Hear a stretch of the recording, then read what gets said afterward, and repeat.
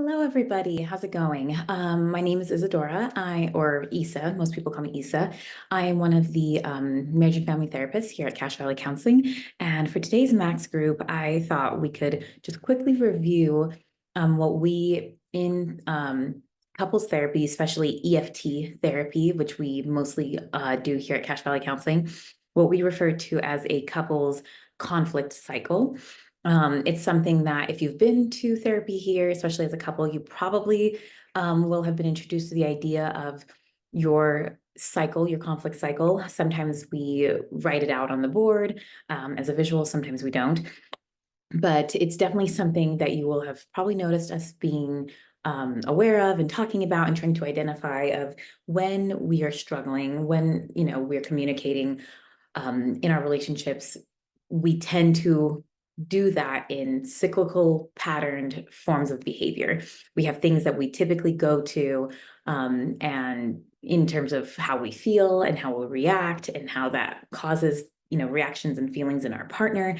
And in general, it's something we try to, really identify and bring to the surface and talk about and make explicit in the therapy room so that we can be better aware of ourselves and our partners, and how we function in relationships, and in order to improve that cycle, improve what is happening, right? And I'm a huge believer that awareness or information is paramount to the success of change, that insight is not sufficient, not by itself sufficient for change, but that it is necessary. It is a first step to change, positive change happening in therapy and just in life. Like self-knowledge, self-awareness is important, is necessary, and other things too, motivation and strategies and interventions and a lot of things are necessary. But I think that is one of the first necessary things, is that self-awareness and self-knowledge, which comes in large part from, at least in couples therapy, and specifically EFT or emotionally focused therapy, this idea of identifying our emotional conflict cycle. So that's what we're going to do today. Just briefly, we're going to kind of review, or at least I'm going to tell you about the version of the conflict cycle that I typically use with my clients. This is not something I created on my own at all. EFT is a model created by Dr. Sue Johnson. She recently passed away, actually, but she's brilliant. She came up with the EFT model. And then this version of the cycle was something that was actually taught to me by our clinical director, Chelsea. Some of you may know her. But I just want to review with you guys today what that cycle can look like. And yeah, so I'm going to have, will be a little bit of sadly, I don't have a digital visual. So we're just going to draw it and talk about it together. So we're going to use this one. My drawing skills are messy when it comes to impromptu, but anyway, so I typically draw a little figure eight on the board, and this is just kind of a representation of the flow of energy in an argument, and I'll get to how that is. And let me maybe bring the camera down a little bit so you can see. Typically I'll write the initials or let's say it's a heterosexual couple, husband and wife or something in the room. So I'm just going to use H for husband, W for wife, just for simplicity here. And kind of, this is again, tracking this pattern of what is typically happening in an argument or a fight, or just communication in general, when negative communication in any relationship. Doesn't even have to be specifically a romantic relationship. This can also definitely apply to friendships or sibling relationships or parent-child relationships. So just keep that in mind as well. So here at the beginning, this crossroads of the figure eight here, we have what we could call a cue or a trigger. I'm going to just say trigger here. Hopefully you guys can read my handwriting. Okay, so we've got trigger. Okay. And so what happens there is that something in your communication triggers the beginning of this fight or this argument. And that could be that, for example, let's say I'm a wife who's, married, and I made this fancy, beautiful dinner. because I was excited for my husband to come home so we could like eat dinner together, and maybe I was making a special recipe that I was excited about. And he is, gets home late from work, doesn't tell me that he's going to be late. And let's say he's very late. He walks in the door and I'm already kind of angry and upset. So let's say the trigger for me is that he's late, came home late, walks in the door, didn't communicate with me. That triggers me getting upset, right? Let's call it that. It could be anything. A trigger could be anything, but let's say that that's what it is. So what that does is whenever a trigger occurs, it's going to essentially elicit in us a fight, flight, or freeze response. So I'm going to write these three little, if I can do this, fight, flight, or freeze. So three little F's there, response in us. And the reason why that is because whatever the trigger is when a trigger happens and we're interacting, it's something that occurs that we will interpret in our brains as threatening for some reason. Threatening to us as people, threatening to our sense of self, threatening to the relationship. And we'll get into reasons why that is, but we just view it as like, that's, I don't like that.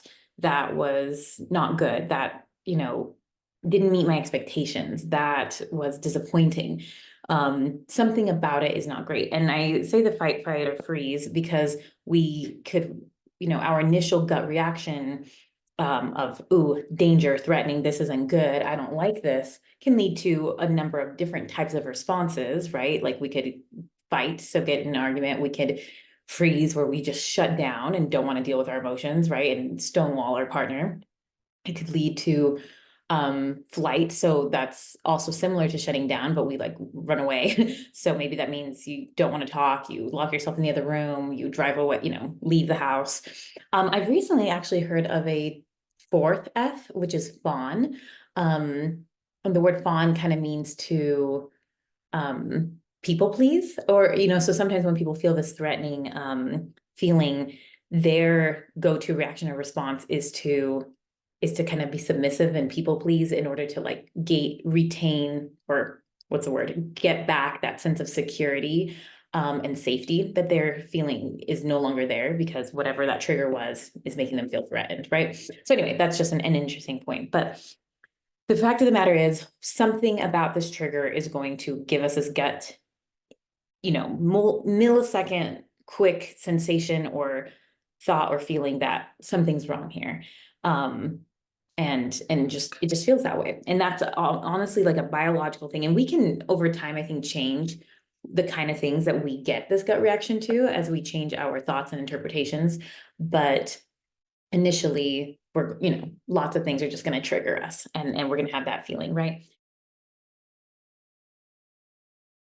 And so that's going to lead over to this part of the cycle, which we call a filter. If I can write this sideways. Filter, hopefully you guys can see that. So the filter is essentially what that is we have this gut reaction. Our mind is immediately going to start trying to interpret this reaction. Like, okay, what is happening here? What is this threat? How do we deal with it? And typically that filter is going to be made out of essentially all of the experiences we've had in our lives thus far around what does this behavior mean in a relationship? What does this, what does that tone of voice or that body language mean? What does that mean for me? Is this good? Is this bad? And it's going to usually be made up of a lot of thoughts around me, and then thoughts about my partner, thoughts about us together, and just it's this lens, right, of everything in our past experience in our lives or in this relationship that is going to teach me or tell me, what does this behavior, this trigger mean in this context of our relationship, right? And this view of this filter can be very skewed. It can be very skewed. It can be very, it can be obviously not just made up of our experiences, but obviously our opinions, our observations, our biases about the relationship, our fears. There's a lot that, that can entail as well.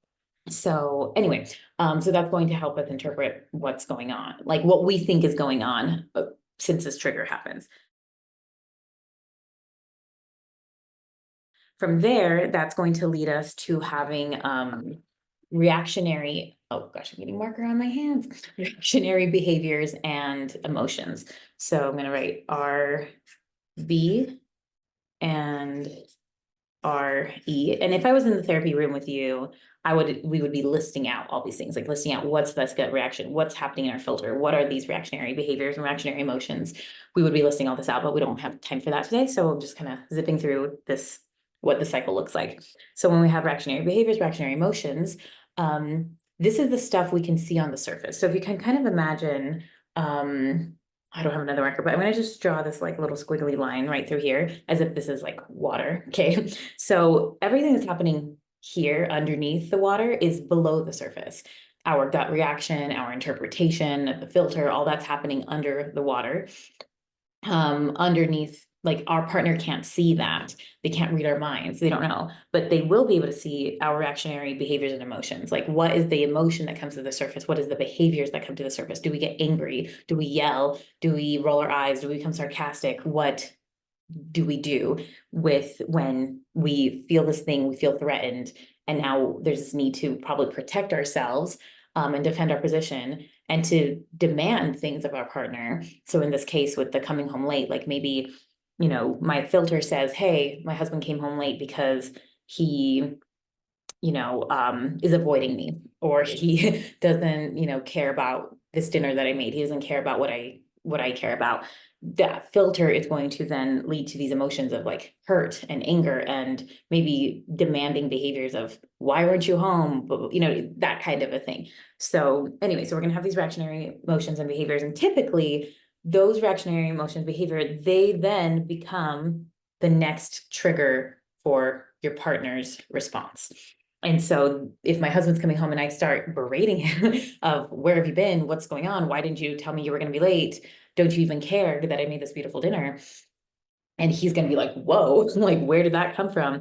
That is going to feel threatening to him, probably. And so that's going to lead into his fight, flight, or freeze response, right? In his system of, okay, something's wrong. This is threatening. This isn't good. I'm feeling attacked.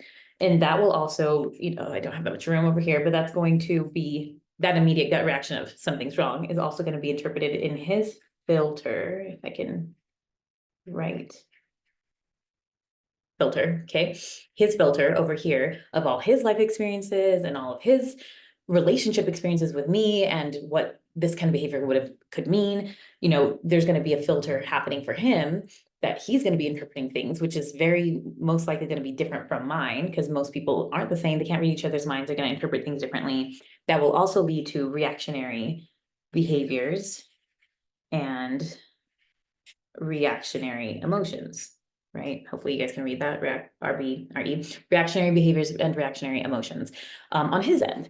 And if those are also defensive or attacking and explosive, then that will also easily lead back into here, more trigger, more trauma. And then you could see how we will just keep going around and around and around this cycle forever, or at least until we get it too exhausted to, you know, we stop fighting or really hurtful things are said or something like that.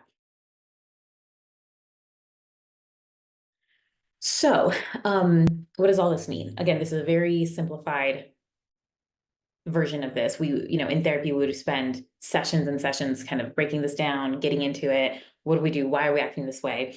But the beauty of mapping out the cycle and the goal is that we become aware of ourselves, aware of the kind of things that trigger us, what our insecurities or fears are, and how we are interpreting things, probably in the kind of worst case scenario lighting, right? And how we're reacting and just becoming self-aware, also becoming aware of our partner and what they're feeling or thinking and why, oh, maybe they're acting this way because they feel threatened or scared and insecure. Ideally, we can also build empathy for each other when we are aware of this, because we can, most of the time, it is my belief and my experience that people want the same thing. People just want to be loved and understood and accepted, and they fear the same things, which that they're not loved, that they're not good enough, that they don't measure up, that they're going to be left alone and abandoned, right? Like we fear and we want the same things. We just demonstrate those fears and those desires in different ways. And so by breaking this down and then, talking about it and identifying those things and becoming familiar with ourselves and with our cycles and with our partner cycles, we can hopefully be really helpful to each other in therapy and outside of therapy as a way of breaking this pattern, that we can turn this negative cycle into a positive cycle. So instead of having something be a trigger, maybe I can take a step back and be able to notice, maybe there's something more going on here for my spouse. And so maybe I don't immediately feel threatened. And therefore maybe I can interpret this behavior through a different filter of, okay, well, maybe they're struggling and maybe they have something that they need to talk to me about. And maybe they're having a hard time. How can I listen to them? And having reactionary behaviors and emotions that are more empathetic and connecting than defensive and alienating, right? And that can happen in both directions. It could even mean that even if my partner starts off with this cycle, I can have more empathy or for, hey, maybe they're just hurting right now and maybe I should listen to them, and that they could do the same for me. The goal over time is that we can change this cycle. We can change our behaviors and our emotions, but ultimately that this is happening because we are aware of what's going on inside of ourselves, in our minds, in our bodies. Where's that fear coming from? What's happening? What is the emotion that's going on underneath that's causing us to act the way we are? And can we become aware of that? Can we take control of that? Can we decide to act differently and interpret things differently in a way that's going to benefit the overall relationship, right? So yeah, so that's kind of a basic idea of the cycle. I apologize that my drawing and writing is not the most clear. And what's the word? Not the most balanced at the moment, but it's I think, a wonderful and very helpful tool to be able to use, to be able to understand, okay, this is what I do, this is what my partner does, this is what I could do differently, so we can get out of this cycle and build a healthier, better cycle, and even just be able to be aware of that as we go forward. So yeah, that's it for today, you guys. Just kind of a little review of, this is something we typically do in therapy. It may not look like this always, depending on your therapist. Some therapists don't write it all down. Maybe they might use different terms for what's happening in these different stages of the cycle. But this is essentially kind of what we're doing, is we want to identify what's going on, what are the feelings and emotions that are contributing to this behavior, to this disconnect. How do we change that? How do we make it better for each partner and for the couple and the relationship in general? So yeah, I hope that was helpful for you guys. But just to be something that you're aware of, that's most likely a part of what therapy will look like, especially with couples, and can be, again, used for other types of relationships as well, but especially for couples, we will most likely use that here at Cache Valley Counseling. So hope you all have a lovely day and all the good, lovely things. And thank you for being here. Bye-bye.